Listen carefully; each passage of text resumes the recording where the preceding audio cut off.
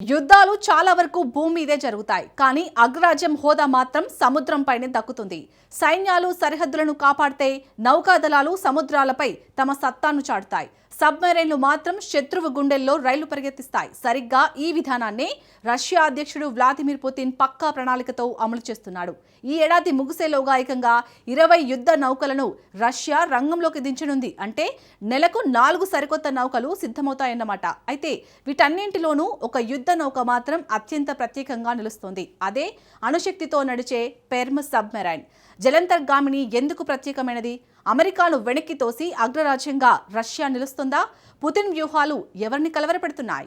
Watch story. సముద్రాలపై Putin వ్యూహం ఏమిటి? అమెరికాకు రష్యా ఎలాంటి షాక్స్ ఇస్తోంది? పెర్మ్ సబ్మెరైన్ ఎందుకు డెడ్లీ వెపన్? ఉక్రెయిన్ రష్యా యుద్ధం 4.5 ఏళ్లుగా సాగుతోంది. మొదటి ప్రపంచ యుద్ధం కంటే సుదీర్ఘంగా ఈ పోరాటం జరుగుతోంది. అయితే ఈ యుద్ధంలో రష్యాను అడ్డుకునేందుకు అమెరికా, యూరప్ దేశాలు భారీ ఆంక్షలు విధించాయి. రష్యా చమురు ఎవరు కొనకుండా అడ్డుకున్నాయి. ఇటీవలి కాలంలో రష్యాలోని చమురు శుద్ధి కేంద్రాలపై ఉక్రెయిన్ విరుచుకుపడుతోంది. ప్రపంచంలోని అత్యధికంగా చమురు ఉత్పత్తి చేసే దేశాల్లో ఒకటైన రష్యా ఇప్పుడు పెట్రోల్, డీజిల్ ను కొనుగోలు చేయాల్సిన పరిస్థితి ఏర్పడింది. ఈ పరిణామాలతో రష్యా ఆర్థికంగా తీవ్ర నష్టాలను చవిచూస్తోందని ప్రపంచ దేశాలు భావిస్తున్నాయి. రష్యా అధ్యక్షుడు వ్లాదిమిర్ పుతిన్ ఒత్తిడిలో ఉన్నారని అంచనాలు వేస్తున్నాయి. మాస్కో రక్షణ రంగం కుప్పగొలుతోందని పశ్చిమ దేశాలు సంబరపడుతున్నాయి. తమ ఆంక్షలు రష్యా ఆర్థిక వ్యవస్థను కుంగిపోయేలా చేసేయని ప్రచారం చేసుకుంటున్నాయి. కానీ పుతిన్ మాత్రం ప్రపంచానికి షాక్ ఇస్తున్నాడు. ఏడాది చివరి నాటికి రష్యన్ నేవీలో 20 యుద్ధ నౌకలను చేరుస్తున్నట్టు ప్రకటించి ఆశ్చర్యపరుస్తున్నాడు.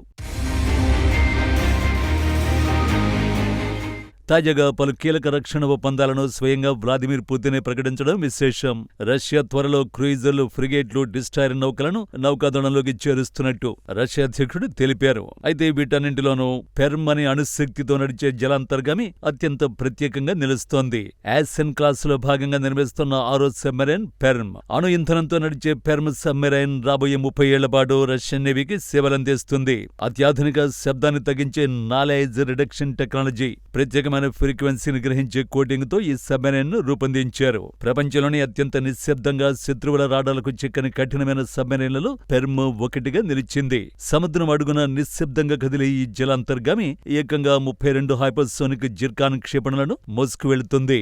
ఈ ఒక్క సబ్మెరైన్ భారీ విధ్వంసాన్ని సృష్టించగలదు. కేవలం హైపర్సోనిక్ ఆయుధాలను మాత్రమే ప్రయోగించేలా ప్రత్యేకంగా పెర్మ్ ను డిజైన్ చేశారు. మరి ఈ పెర్మ్ కు హైపర్సోనిక్ అనే పేరు తెచ్చిపెట్టిన జిర్కాన్ వెరీ డెడ్లీ వెపన్.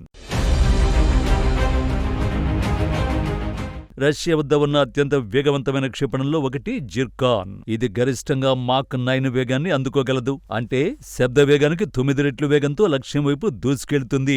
అంటే గంటకు 11,500 కిలోమీటర్ల వేగంతో దూసుకువెళుతుంది. ఈ క్షిపణిని సాధారణ దాడులతో పాటు అణుదాడులకు కూడా ఉపయోగించవచ్చు. జిర్కాన్ అనేది గ్లైడ్ వెహికల్ కలిగిన ఒక సూపర్సోనిక్ క్రూయిజ్ క్షిపణి. అంటే ఈ క్షిపణి బ్యాలిస్టిక్ మార్గంలో ప్రయాణించదు. సాధారణ ఫ్లైట్ పాత్లోని హైపర్సోనిక్ వేగాన్ని అందుకుంటుంది. అయితే దీనిపై ఉండే రెక్కల సాయంతో మాక్ 9 వేగంతో వెళుతున్న సమయంలోనూ దిశను మార్చుకోగలదు. దీంతో శత్రువులు దీన్ని అడ్డుకోవడం దాదాపుగా అసాధ్యం. రష్యా ఇప్పటికే ఉక్రెయిన్పై జిర్కాన్ క్షిపణిని ప్రయోగించింది. ఇకపై పెర్మ్ సబ్మెరైన్ 32 జిర్కాన్ క్షిపణులను మోసుకెళ్లనుంది. జిర్కాన్ ఎంతటి వినాశకరమైనదో చూసిన రష్యా ఇప్పుడు ఇతర యుద్ధ నౌకలకు కూడా ఈ క్షిపణులను అనుసంధానించాలని యోచిస్తోంది. తాజా నివేదికల ప్రకారం భవిష్యత్తులో యాసెన్ క్లాస్ కు చెందిన మొత్తం 12 సబ్మెరైన్లు జిర్కాన్ క్షిపణుల్ని మోసుకెళ్లనున్నాయి.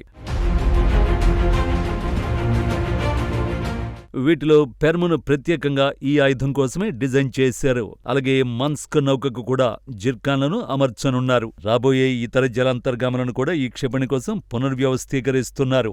ఇప్పటికే సర్వీసులోకి వచ్చిన 5 సబ్మెరైన్లను జిర్కాన్లను మోసేలా ఆధునీకరిస్తున్నారు. క్రమేణా రష్యా మిస్సైల్ క్రూయిజర్లు, డిస్ట్రాయర్లకు కూడా ఈ క్షిపణులు అందుబాటులోకి రానున్నాయి. మాస్కో ఏటా కనీసం 30 జిర్కాన్ క్షిపణులను తయారు చేయాలని ప్రణాళిక వేసుకుంది. అంతేకాదు దీని గాల్లోకి ప్రయోగించే వర్షన్పై కూడా ప్రస్తుతం పనిచేస్తుంది. చేస్తోంది. పాశ్చాత్య దేశాల ఆంక్షలు అనుకున్న విధంగా పనిచేయలేదు అన్నది స్పష్టమైపోతోంది. పైగా మాస్కో తన సైనిక సన్నాహాలను మరింత పెంచుకుంది. ఈ ఏడాది 20 యుద్ధ నౌకలను రంగంలోకి దింపేందుకు రష్యా సిద్ధమవుతోంది. క్రెమ్లిన్ ఇస్తున్న సందేశం ఒక్కటే: ఉక్రెయిన్ యుద్ధం కేవలం కందకాలు, డ్రోన్లకే పరిమితం కావచ్చు, కానీ రష్యా మాత్రం ప్రపంచ మహాసముద్రాలపై ఆధిపత్యాన్ని చెలాయించే మరో సుదీర్ఘ పోరుకు సన్నద్ధమవుతోంది. సముద్రాలపై అమెరికా సాగిస్తున్న దశాబ్దాల ఏకఛత్రాధిపత్యానికి రష్యా చెక్ పెడుతోందా? ప్రపంచ మహాసముద్రాల్లో అమెరికా సూపర్ పవర్ హోదాను రష్యా నేవీ దెబ్బతీస్తోందా అంటే విశ్లేషకులు అవునని అంటున్నారు. పెంటగాన్ లెక్కల ప్రకారం అమెరికా నౌకాదళం ఇప్పటికీ శక్తివంతమైనదే అయినప్పటికీ రష్యా ప్రవేశపెడుతున్న హైపర్సోనిక్ టెక్నాలజీ, యాసెన్ క్లాస్ అణు సబ్మెరీన్ల టెక్నాలజీ అమెరికా నేవీకి సవాల్గా మారుతోంది. రాడార్లకు చిక్కకుండా గంటకు 11,000 కిలోమీటర్ల వేగంతో దూసుకొచ్చే జిర్కాన్ క్షేపణల్ని అడ్డుకునే యాంటీమిసైల్ షీల్డ్ ప్రస్తుతం అమెరికా వద్ద కూడా లేదు అన్నది అత్యంత ఆందోళనకరమైన నిజం. ఒకప్పుడు అమెరికా విమానవాహక నౌకలు సముద్రాలను శాసించేవి, కానీ ఇప్పుడు రష్యా మోహరిస్తున్న నిశ్శబ్ద అణు సబ్మెరైన్లు అమెరికన్ నేవీకి కంటి మీద కొనుక్కు లేకుండా చేస్తున్నాయి. రష్యన్ నేవల్ పవర్ తో ఎవరికి అస్సలు ముప్పు? మొదటగా యూరప్ దేశాల భద్రత పూర్తిగా ప్రశ్నార్థకంగా మారింది. అట్లాంటిక్ సముద్రం నుంచి బాల్టిక్, ఆర్కిటిక్ ప్రాంతాల వరకు రష్యా అత్యాధునిక సబ్మెరైన్లు సంచరిస్తున్నాయి. ఇవి యూరప్ దేశాలను ఒక భయానక నీడలోకి నెడుతున్నాయి. కేవలం యూరప్ మాత్రమే కాదు, ఇండో పెసిఫిక్ ప్రాంతంలో అమెరికాతో దోస్తీ చేస్తున్న మిత్ర దేశాలకు కూడా ఇది పెద్ద హెచ్చరికే. సముద్ర గర్భంలో కనిపించకుండా తిరిగే ఈ రష్యన్ సీ డైమండ్స్ ఏ క్షణంలోనైనా తమ లక్ష్యాలను ఛేదించగలగడం అగ్రదేశాన్ని కలవరపెడుతోంది. ఉక్రెయిన్ రణరంగం కారణంగా నష్టాల పాలవుతున్నట్టు రష్యా కనిపిస్తోంది, కానీ తెర వెనుక మాత్రం ఏకంగా గ్లోబల్ సముద్ర శక్తిగా అవతరించేందుకు విశ్వ ప్రయత్నాలు చేస్తోంది. భూమి మీద యుద్ధాలు మారొచ్చు, కందకాలు చెరిగిపోవచ్చు, డ్రోన్లు కరిగిపోవచ్చు, కానీ సముద్రాలపై శాశ్వత ఆధిపత్యమే భవిష్యత్తును నిర్ణయిస్తుంది. పుతిన్ ఆడుతున్న ఈ హై స్టేక్స్ నావల్ గేమ్ లో గెలుపు ఎవరిదో కాలమే నిర్ణయించాలి. కానీ ఒకటి మాత్రం ఖాయం: రష్యా సముద్ర గర్జన ప్రపంచాన్ని మరో కొత్త కోల్డ్ వార్ అంచులకు నెట్టేసింది.